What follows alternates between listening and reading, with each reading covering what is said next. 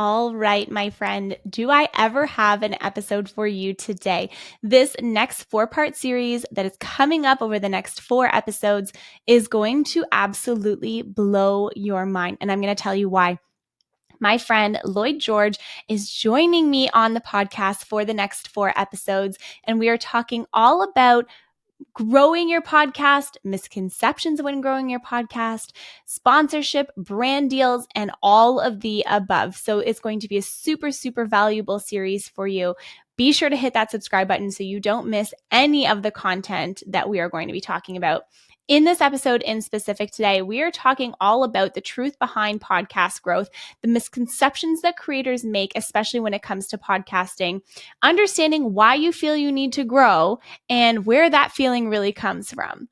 Now, we're going to cover a whole variety of topics today, and I just know that you're going to find so much inspiration after our conversation because I left our recording just feeling so excited and ready to implement so many different things myself. So meet Lloyd. He is an absolutely wonderful human being. He is a Zimbabwean American content creator and freelance project manager with a passion for empowering creators of color.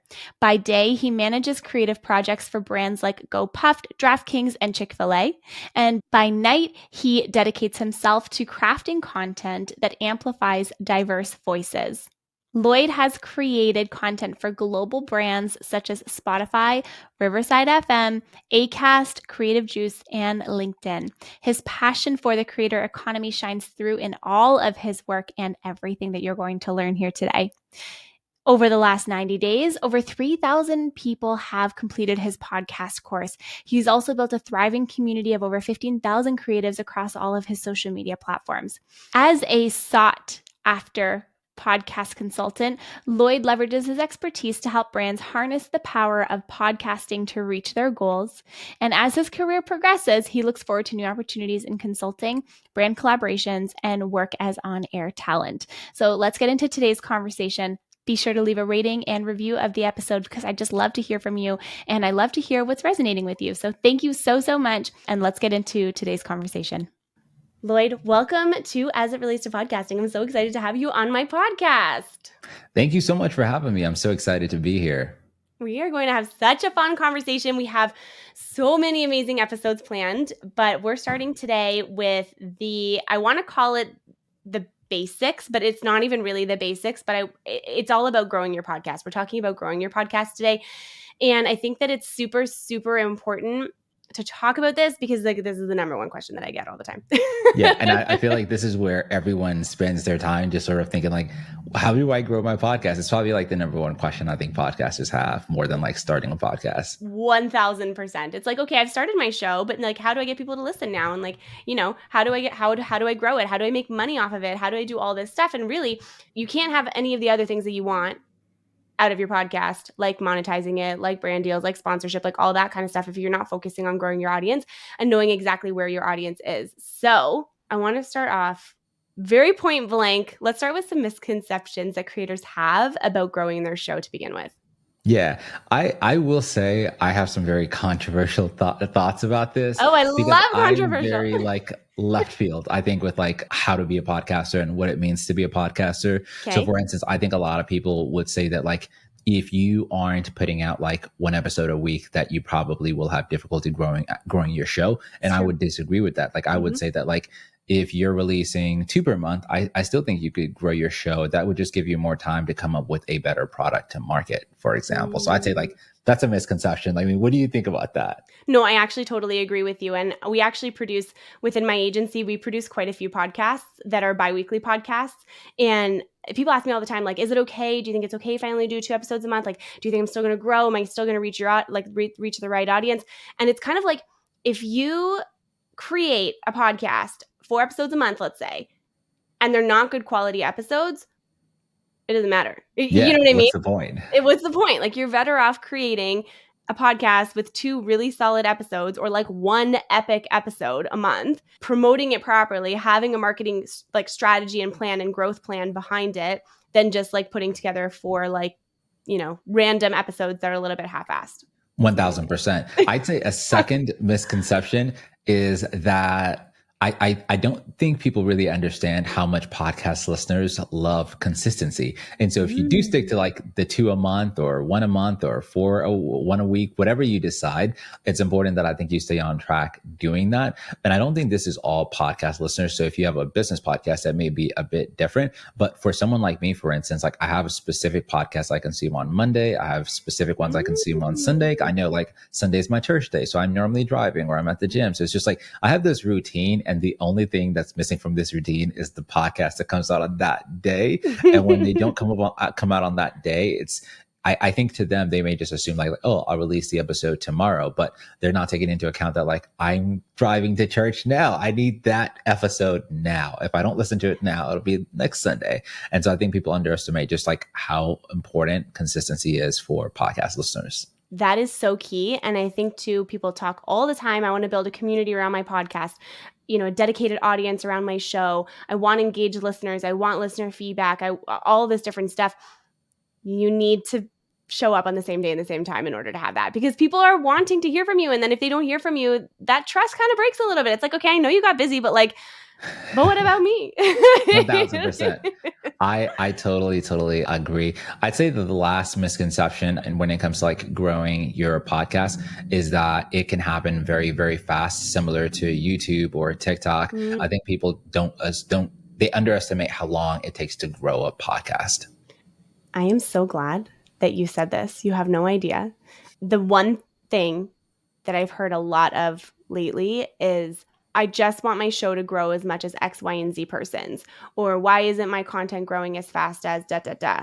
And I think that a lot of the times, especially new creators, and you tell me what you think about this, because here's the thing. You can be on TikTok, you can be posting your content, you can be putting out your consistent videos. It's all short form content. It's a totally different type of media, really. It's like little snippets, right?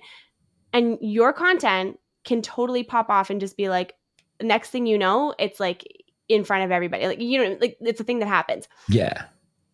With a podcast, it can happen too. I think if your growth strategy behind the podcast is really good, especially if your TikTok strategy is really good, I think. Like, I feel like if you have like really good clips and it's really catchy, that's great. And if you're also a creator that already has an audience and, you launch a podcast to your existing audience, like I feel like that is always helpful too.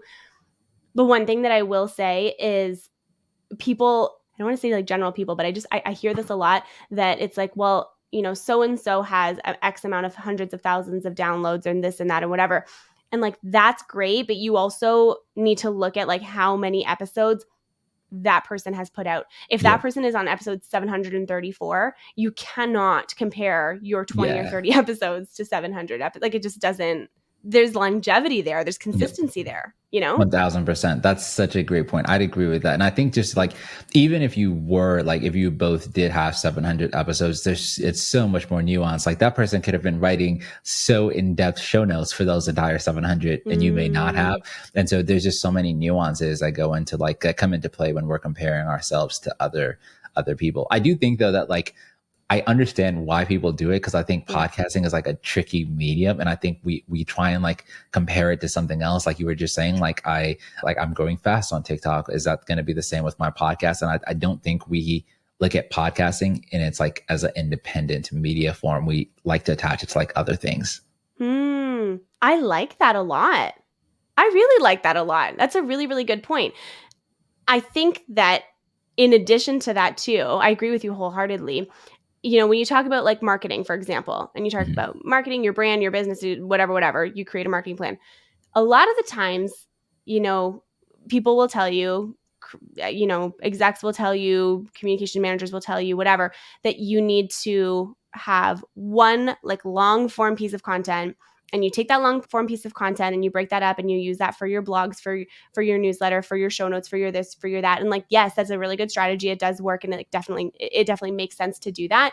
But looking at your show from a completely different lens of like, it is its own independent thing. I really think that's important, because I think that we try and make everything mesh together. And like, I feel, okay, I don't even know how I'm going to properly explain this, because like, it has to mesh. It has to make sense. Right. Yep.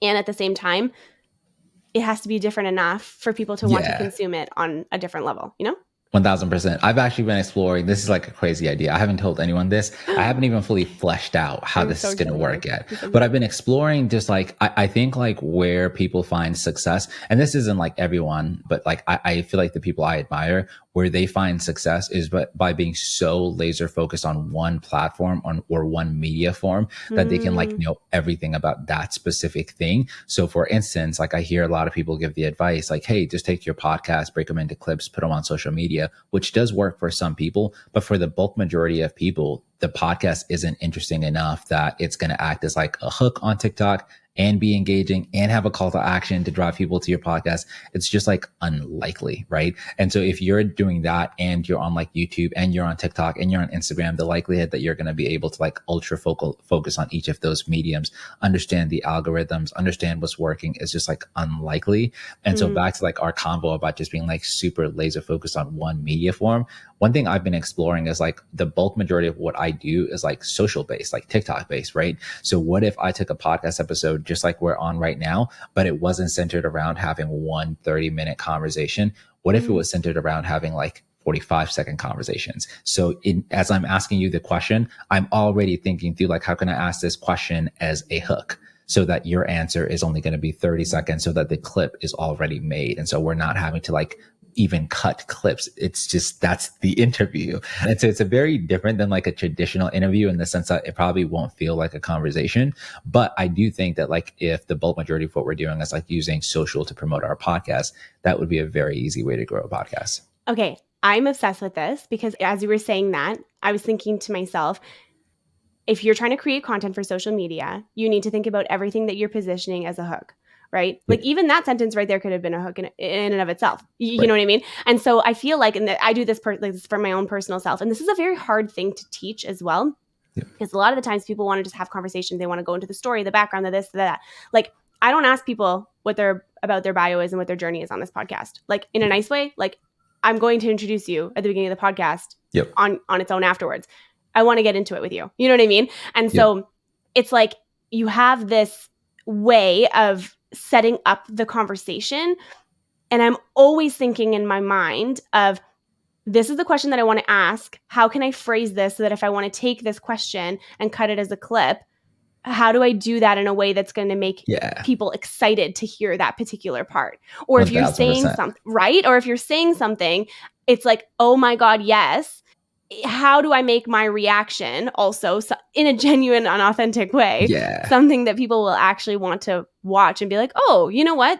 This sounds fun. Like, look at their chemistry together. Like, look at their energy together. It feels good. This feels like a good conversation. I feel like I'm going to learn a lot, you know? Yeah, that's such a great point. And I think more people are starting to do that too, because I'll hear people like, I'll be interviewing them and they'll say something like, well, here's the social soundbite. And then they'll give their full answer with the context of the question and everything. And so I think people just know that, like, I know you're going to use this podcast on social media. Like, I know you're going to break this into smaller clips. And so I think as a whole, we're trying to think about like what that looks like. But to our point, I do think that like, just the level of intentionality it even takes to plan and think about this at the level that we're doing it. It's really hard to say, I'm going to do this for my podcast, for YouTube, for TikTok, for Instagram. And that one clip I'm going to create for all of those platforms is going to work on all of them, even though there's like all these different nuances. Like YouTube normally has like shorter shorts. Instagram is like 9 seconds. TikTok is 30 seconds. Like all these small nuances. It's very hard to like focus on each of those if you're doing it for all platforms. Exactly. And how do you create different content for every single different platform,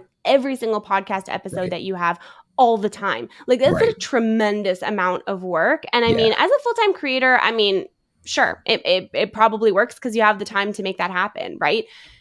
And also, if I think about a podcast like this, for example, I do try and create the content. I pull out different sound bites or whatever, and I try and like make it so that, you know, the first like 2 seconds are really interesting so that Instagram hooks. You know what I mean? TikTok, same thing. YouTube shorts, for me, those were doing amazing at first and now they're not. And I'm like, what is going on? I don't understand.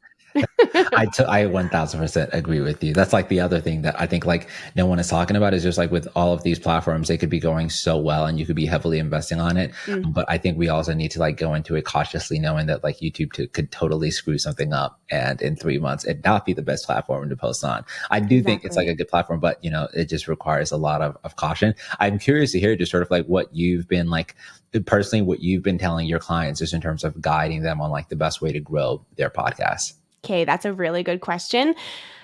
It really, really, really depends on if they have video or audio or not. And I know we're going to talk about video in a later part of our series together.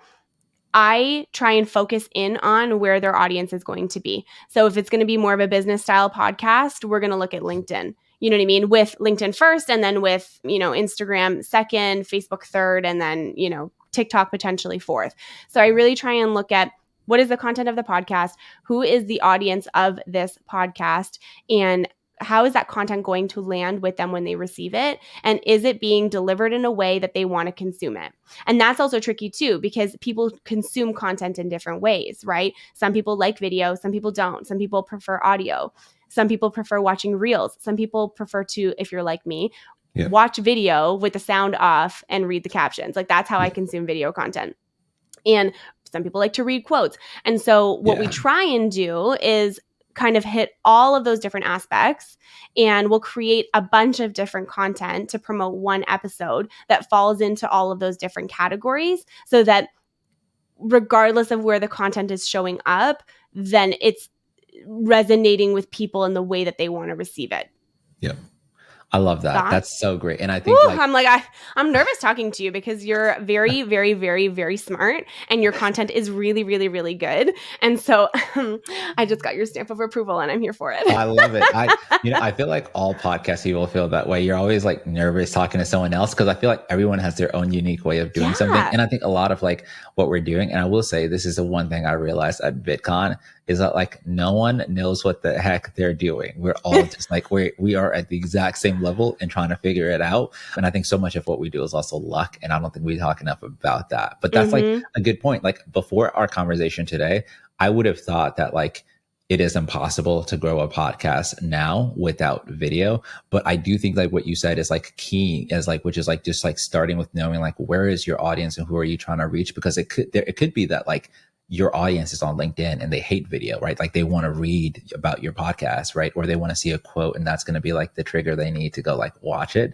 So I love that.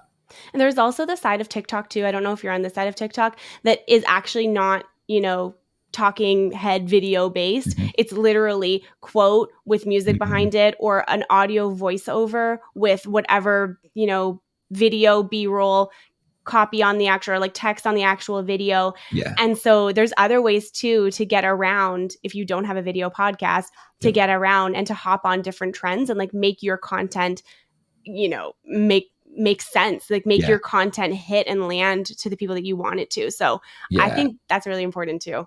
I'm so glad you brought that up. Like, I just want to say one quick thing about that, Please. Which is that like, I think that people assume that you have to have like a video podcast to participate in like the video podcast wave. And I think that those are two separate things. So for example, if you have like an audio podcast, I know someone who doesn't record any video for their podcast, but after the episode is over, they'll literally just pull out their phone while the guest is there and say, I just interviewed blah, blah, blah. The podcast was about this. It was amazing. The 3 big points of the interview was A, B, C, D. You can check it out below. And technically that person is still leveraging TikTok, Instagram, video, whatever. And to your point, you don't even have to be the person in the video. You still can benefit from like the wave of like video, even if your podcast is audio only.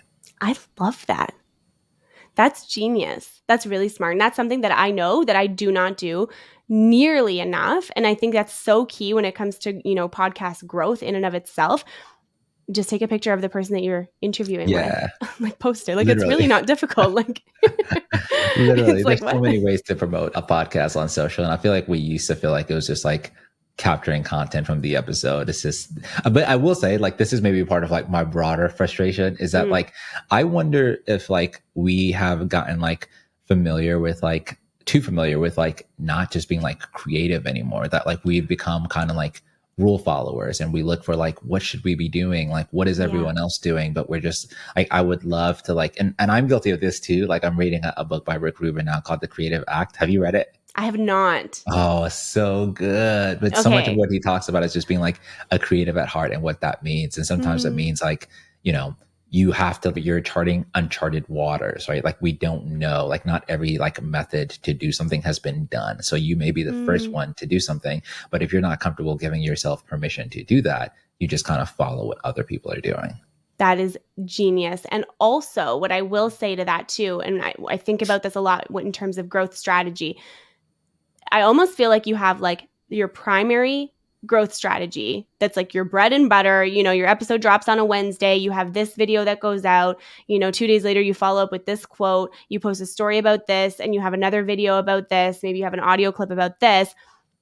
And then there's like the secondary part of your growth strategy, which is your behind the scenes, taking pictures with the people that you're interviewing, taking a video if you're on set, if you're in the studio, you know, talking about whatever it is that you're editing, you know what I mean? Or if you're writing show notes, taking a photo and posting that to wherever you're going.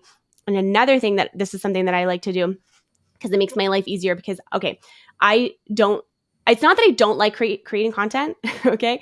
I just don't prioritize creating content. Yeah. And I know that if I did, I probably would do really, really well. So I should probably get on that.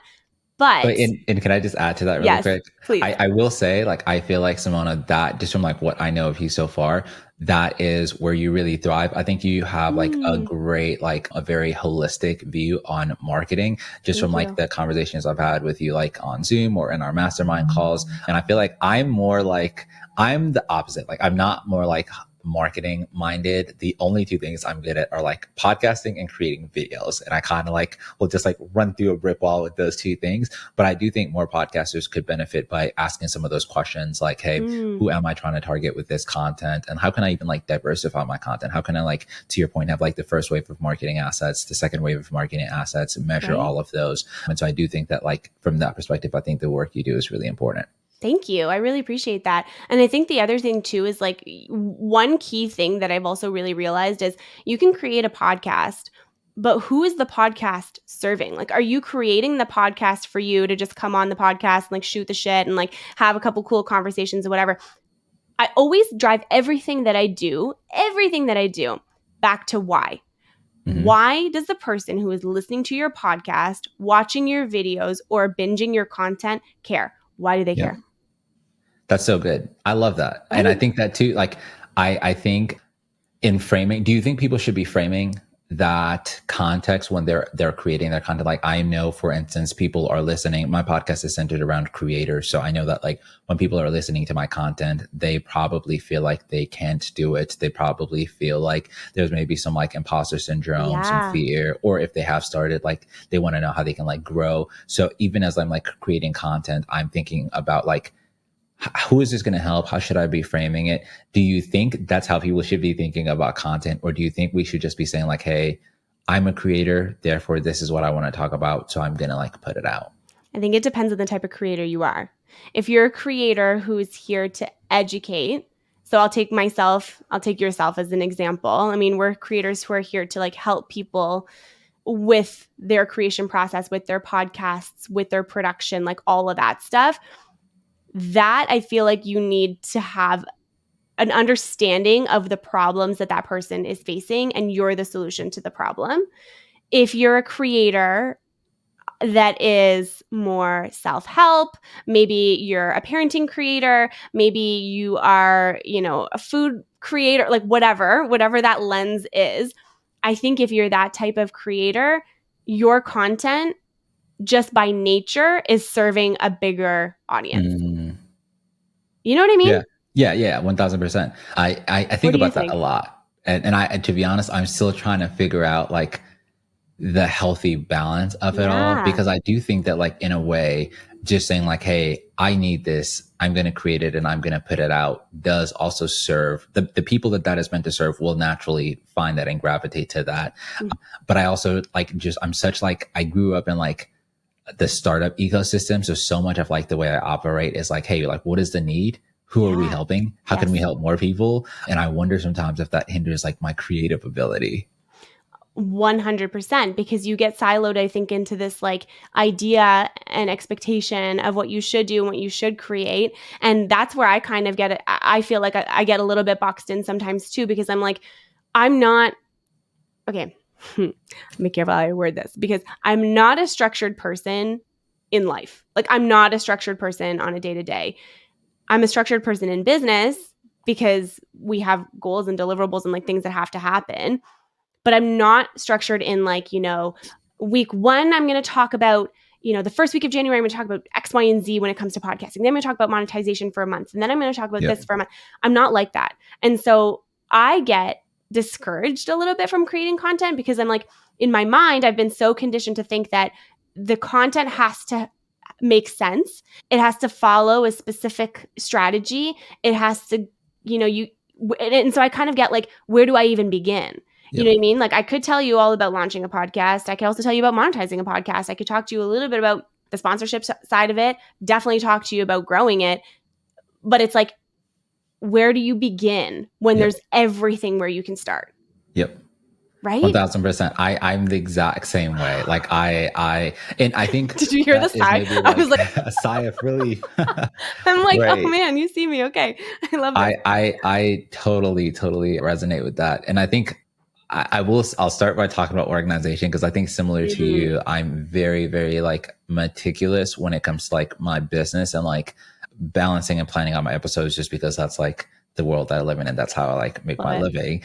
But at the same time, like I do creative work. So there are times where I just have to feel like I'm just going to like wing it for this specific episode, or I want to, actually be passionate about what I'm talking about. And sometimes that doesn't always happen by planning it, but I totally resonate with that. I think too, like, I wonder sometimes if I do think that like we put too many barriers. Like, I'm the person that's always going to tell people to just start. Like, you don't need anything. Like, just like, as a matter of fact, pull out your phone right now and let's like record. No, but the way that you told me to add a third angle today, or a second angle, and I was like, fuck. I was like, oh man, I was like, now he's said it. Like, I got to do it. So I'm like, okay, well, there's no time like the present. Like, what are you going to do? Wait until the next time? Like, why not just do it now? But actually though, why not just do it now? Yeah, literally. And I feel like that's like, it's not always like easy to live that way, because I think there's lots of times where I don't, but I do think in general, just as like creatives, I think we like put too many like obstacles in place. And I wanted to say, like, just because this episode is centered around like how to grow your podcast, sometimes like I wonder if we like don't like, sorry, let me take a step back and ask a question. Do you think that there's ever a time where we don't need to grow our podcast, where we should like, where it's almost like, I don't know if you've heard like the statistic where it's like, hey, after a certain point of like wealth, I think it's like $300,000, there is no more additional happiness you gain from becoming richer. It's just like the only thing that increases is like a number. And sometimes I feel like that with like podcast growth, where I feel like it's like the amount of effort it's going to take you to grow your show isn't actually now going to be worth it with the benefit that comes with your show being bigger. And if, for instance, you're saying like, I want to grow my show so that I can become a full-time podcaster, there's a lot of people that could become full-time podcasters with not $1 million, like not a million follower show. Yep. Like, you could have 10,000, 20,000. And so at that point, I think growing your show just becomes like a vanity metric. I think that, okay, I'm going to go a little left field, okay? Because you said that you have a controversial opinion in the beginning of this podcast. Yes. I have a controversial opinion in this current moment of this podcast. All right. I don't think there's anything wrong at all with wanting to grow your podcast. I think it's normal to want to grow your podcast. You put a lot of money into it. You put a lot of time into it. You put a lot of conversation into it, guest booking, all the stuff. Where I wonder is, what does that mean to you? Yeah. What does growing your show mean to you? What does it mean to you if you have 100,000 downloads? What does it mean to you if you have 1 million? What does it mean to you if you have 5,000 an episode, or 25 an episode?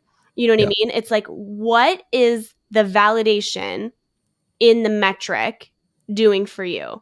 Yeah. Is it ego based? Is it purpose driven? It's either those two.